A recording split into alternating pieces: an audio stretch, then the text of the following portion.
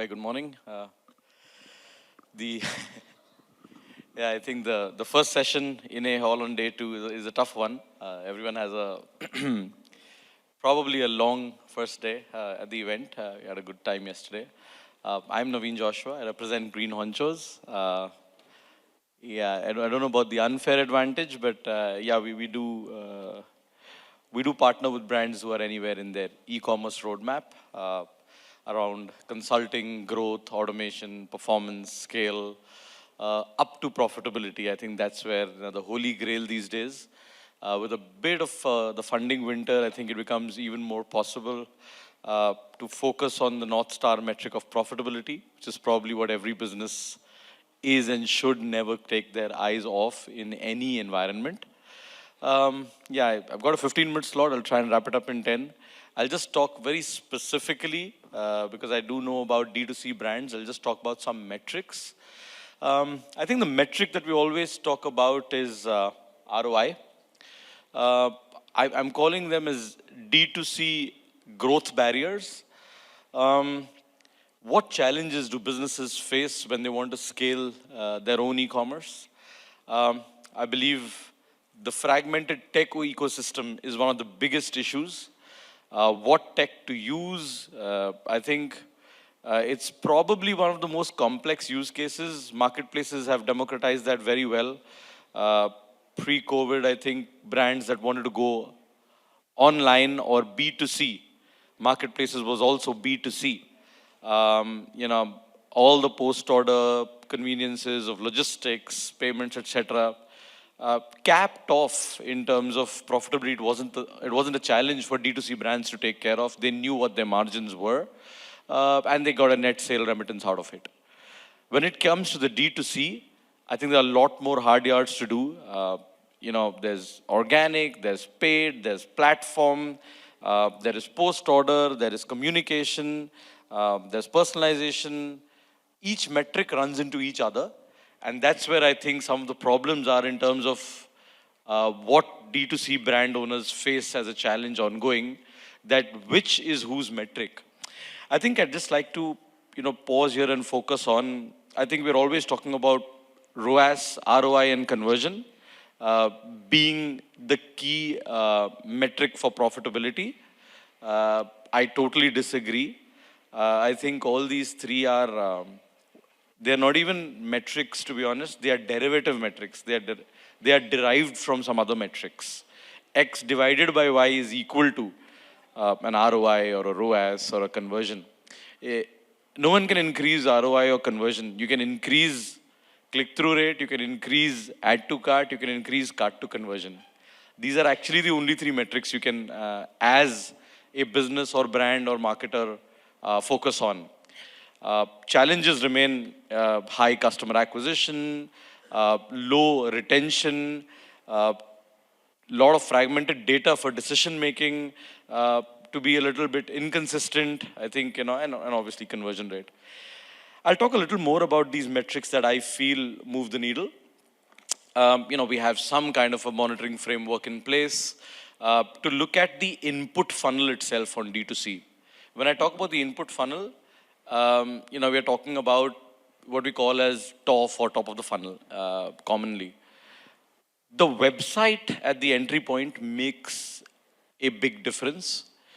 We did a study earlier with KPMG, it was for one of the nationalized brands, that for a 1 second drop or rise in what we called as time to interact or TTI at the website entry point, it made about a 12% difference in the add to cart rate itself. And if you look at it, if the 12% change in your add to cart, it actually means a 12% change in your ROI itself as a metric. So, some of these in terms of the monitoring frameworks are important to look at. So one of the key metrics we always look at is communications and ads, because a lot of money is in the new customer acquisition side of it. When you look at that, I think ads have only 2 or 3 sub-metrics within them. There is quality of creative, quality of communication, and quality of targeting. A mix of them result in a CTR. if brand owners or marketers focus enough there, which is still not where they've accessed the website from a collection standpoint or a range or a product standpoint. But that first metric itself, if businesses or brand owners do a good job there, then you start off, you start your entire ROI journey a little ahead of the curve without someone even accessing the product. So, it's a great individual area to look at. The second, when we talk about it, is add to cart. I think there's a lot of good intel or tech in place. One of the important ones is core web vitals, as you all may know. Speed, performance, mobile responsiveness, bounce rate is a figure that's, and I'm talking a lot of metrics for D2C founders. Is one of those important metrics to look at, especially when the mix of paid versus organic, is very high. These days, new customer acquisition is probably 80% or more for a lot of businesses. Organic is low because discoverability is still on in terms of the landscape. Retention is still low. For certain product types, the customer lifetime value, the repeat customer purchase actually could be a cohort of as high as 12 months as well. So for example, in a beauty or personal care or consumer packaged goods, your repeat cohort can be as short as 3 months as well. But from a particular brand, let you talk, for example, footwear, you wouldn't really have a repeat cohort sooner than 6 to 12 months, at least from the same brand. So with those metrics, I think personalization comes into the play a lot. I think you must be hearing about MarTech. We believe that it's extremely important to increase your add to cart by creating custom journeys and not just preying on retargeting. If we are able to engage with custom journeys, I think they have a lot higher cart to conversion ratio. And at the end of it, I would say in the journey, cart to conversion, I think a lot of D2C founders get very cute with experimentation because they can. You can't do that on a Myntra, etc., because they set the standards and you have to adhere to them. We tinker with things like shipping charge बढ़ा देते ना, COD कुछ दिन हटा के देखते ना. Again, all from a profitability standpoint, and what you don't try, you will never know. But I would suggest, if you're pouring in the marketing dollars at the top of the funnel, don't tinker with them as much.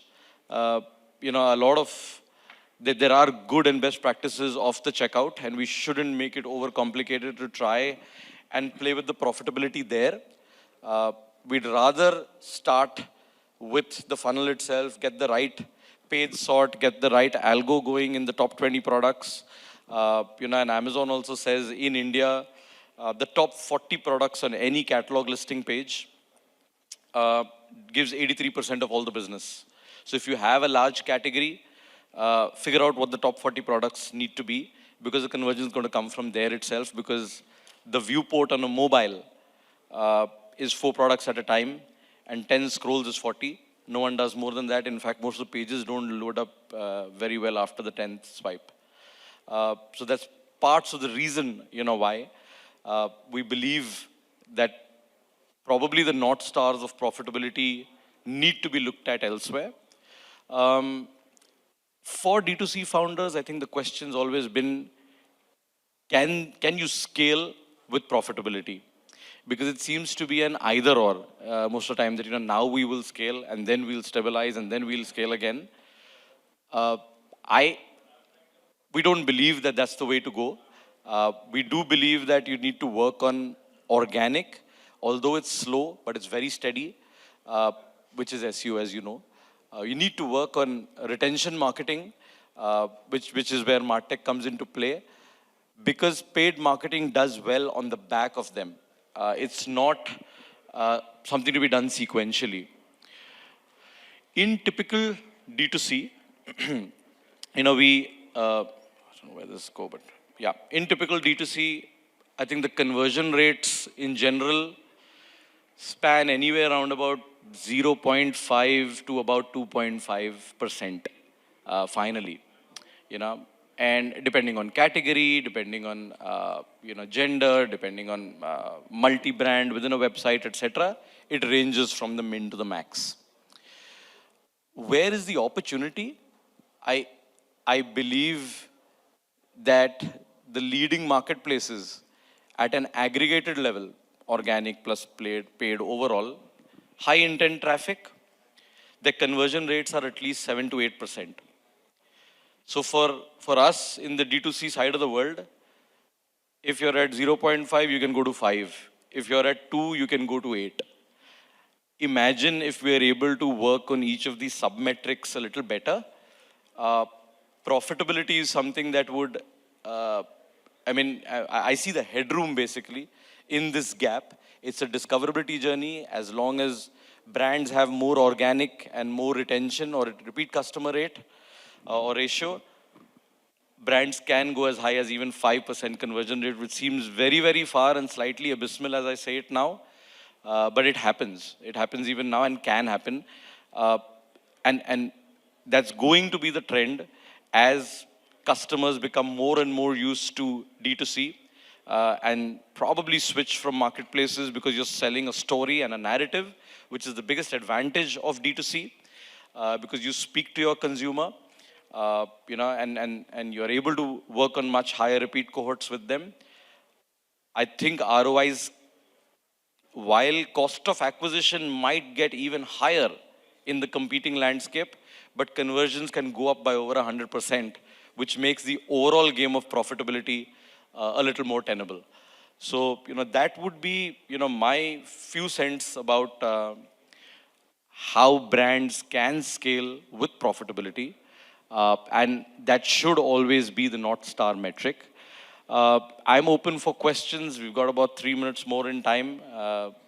Any questions from the group on D2C scale, profitability metrics? I'm available now. And we are also at the speaker lounge. Glad to answer any.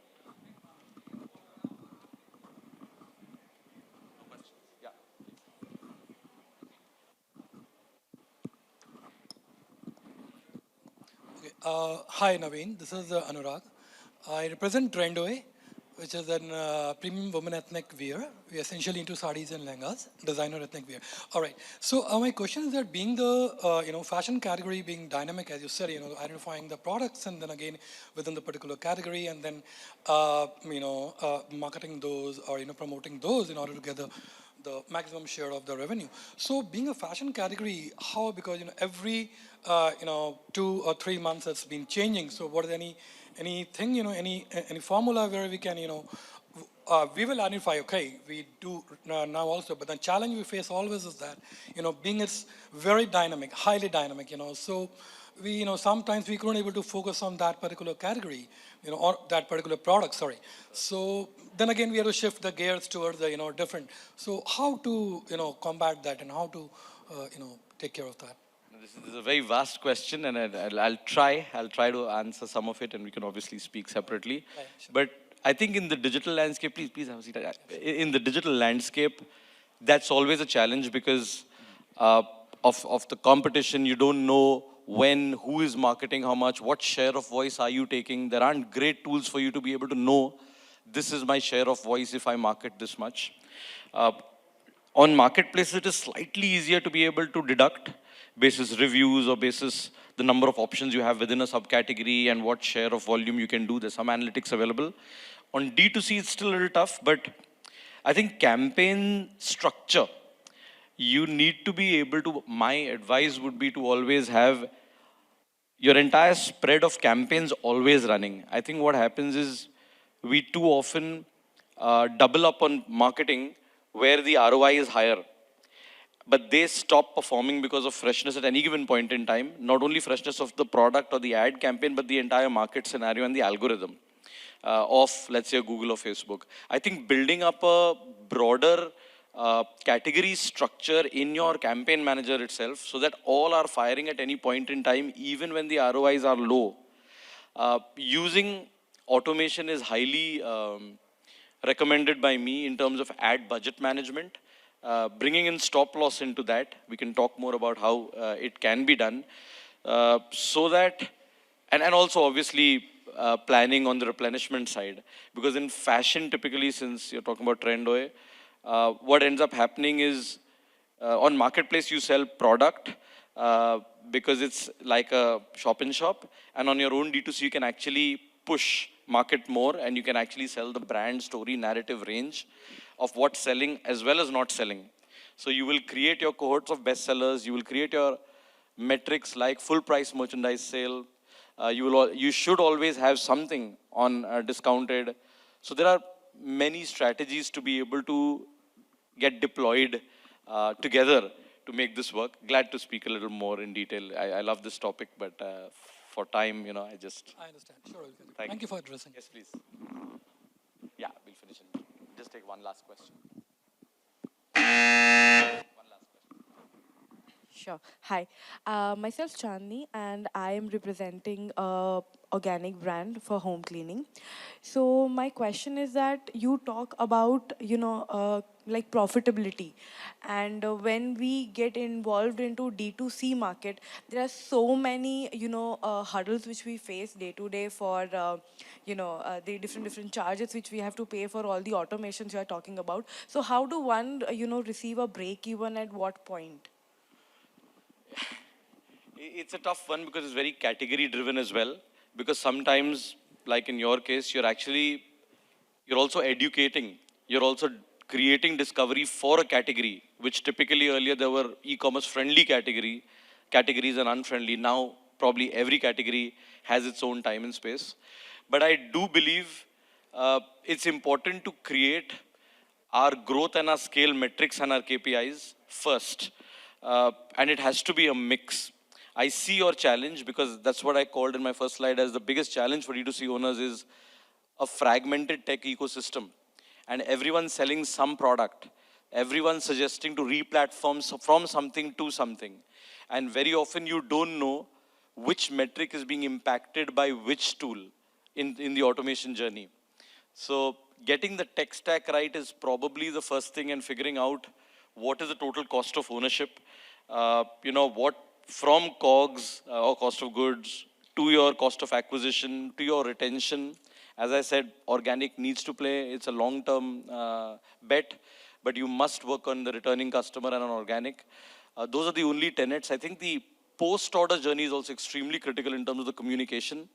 I think returns tend to be very complex in D2C, in categories where returns are more like in fashion.